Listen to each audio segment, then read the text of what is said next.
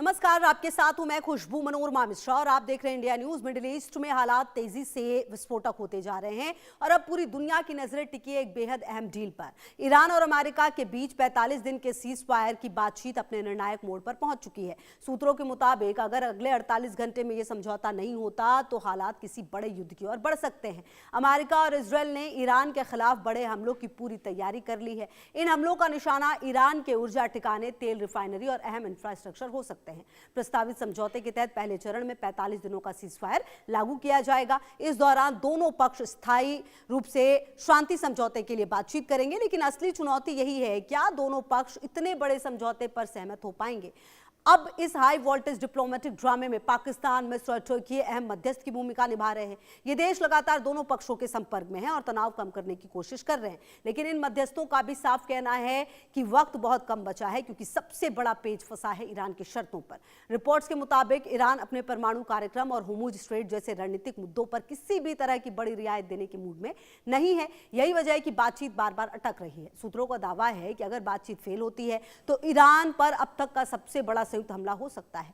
Trump के ultimatum और Iran के पलटवार को लेकर खास मेहमानों से हम चर्चा भी करेंगे। उससे पहले कुछ अहम जानकारी ग्राफिक्स के जरिए भी आपको दे देते हैं और बता देते हैं कि आखिरकार ऐसा क्यों कहा जा रहा है, क्योंकि 48 घंटे में क्या ईरान के साथ डील हो जाएगी, क्योंकि ट्रंप ने जो डेडलाइन है वो बढ़ा दी है। पहले याद होगा आपको 6 अप्रैल डेडलाइन थी। अब आपको बता दें कि ईरान और अमेरिका के बीच 45 दिनों के सीज फायर की बातचीत लगातार जारी है, क्योंकि जो ट्रंप है, सवाल ये उठता है क्या उन्होंने डेडलाइन बढ़ा दी है। अमेरिकी राष्ट्रपति ट्रंप ने ईरान को मंगलवार तक का अल्टीमेटम दे दिया है। मतलब उसके बाद ये तय होगा कि क्या दोनों के बीच में बातचीत होगी या फिर कुछ बड़ा होगा।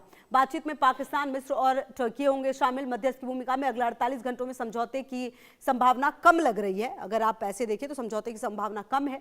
युद्ध और बढ़ने से रोकने का अंतिम प्रयास माना जा रहा है, मतलब और ये युद्ध भयानक ना हो उससे रोकने के लिए अंतिम प्रयास है ये। अगर समझौता नहीं हुआ तो ईरान पर बड़े हमले संभव हैं। मतलब अब तक तो जो हमले हो रहे हैं, आप देखिए अमेरिका खुलकर अपने सैनिकों का इस्तेमाल नहीं कर रहा है, लेकिन हो सकता है कि अगर ये बातचीत नहीं हुई ढंग से तो फिर ये हमले और तेज हो सकते हैं।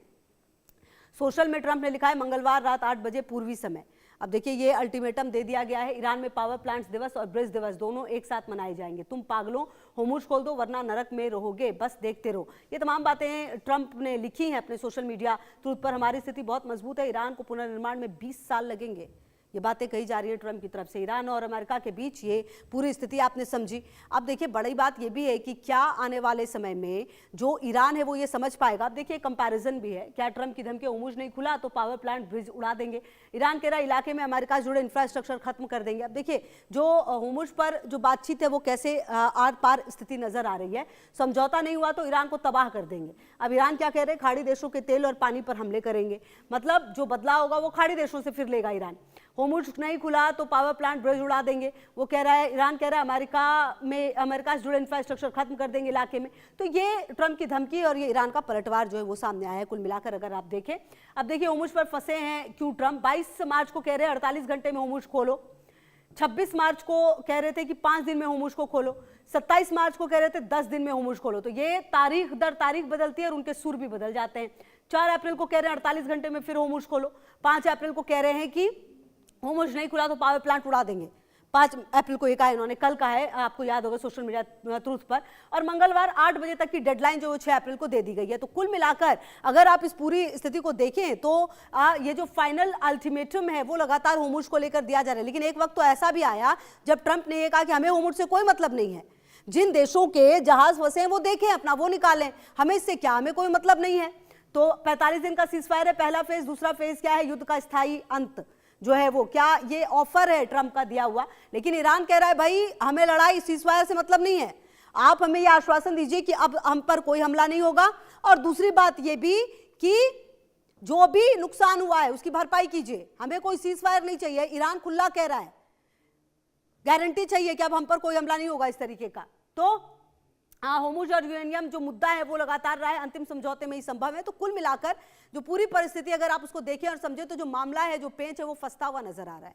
मतलब ऐसा नहीं है कि ये सब आसान है, युद्ध खत्म हो जाएगा और जो परिस्थितियां हैं वो ठीक हो जाएंगी। ऐसा लग रहा है कि मामला अभी फंसेगा। ऐसा लग रहा है कि अभी जो स्थितियां हैं वो ठीक नहीं होंगी, क्योंकि ईरान भी अपनी जिद पर है। भले ही नुकसान हो रहा हो, ऐसा नहीं है कि ईरान को नुकसान नहीं हो रहा, अमेरिका को नहीं हो रहा, इजराइल को नहीं हो रहा, नुकसान सिर्फ ईरान का नहीं हो रहा है, नुकसान हर तरीके से। और इनफैक्ट अगर आप इस युद्ध की बात करें तो इस युद्ध से नुकसान काफी ज्यादा हुआ है।